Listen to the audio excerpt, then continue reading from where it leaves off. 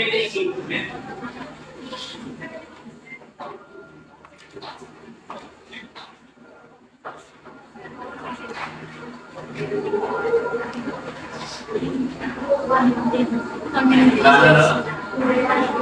Lumat na ako.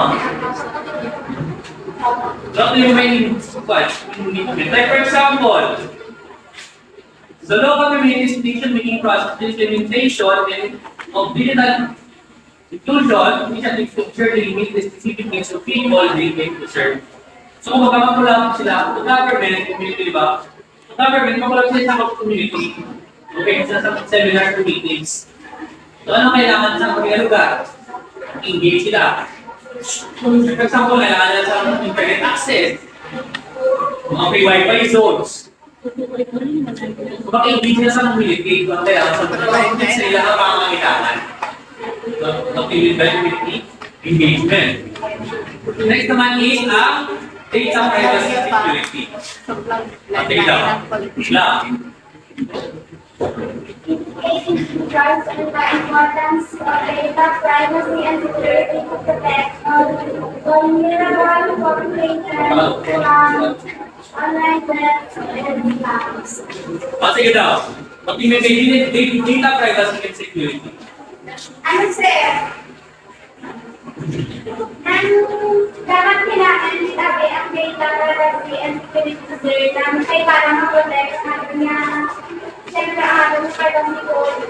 Tapos, parang mag-protect nga ang privacy sa mga scammers, So, i-maintain na privacy and security naman. So, educate the individuals. So, dapat educate the individual how to use how to become sa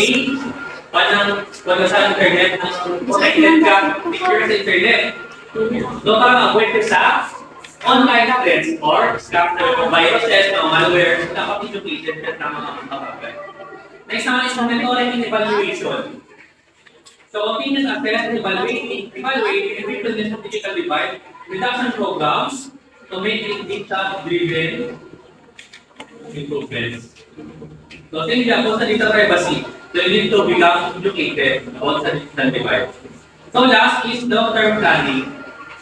So, in long-term planning, dapat is pangmatagalan ang plano para ma-address ang tinatawag ng digital divide.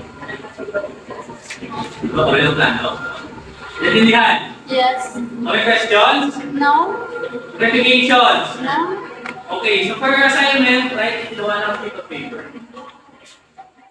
So how does the digital divide affect education opportunities for students, various levels of mental and higher education? Number 2, what are the key components of digital divide? So, submit that tomorrow.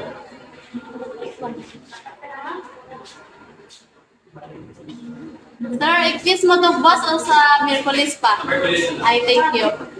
Hindi man boss. Oh, sir! Assignment pag kami sir, oh? Part 1 boss, part 2 sa Nicolas. 10,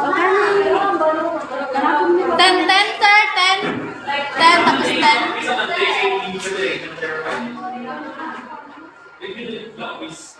10 piece lang, sir. 50 items na sa dyan. Aba. Tingog. Na? Tapos na, sir. Tapos na? Everybody send.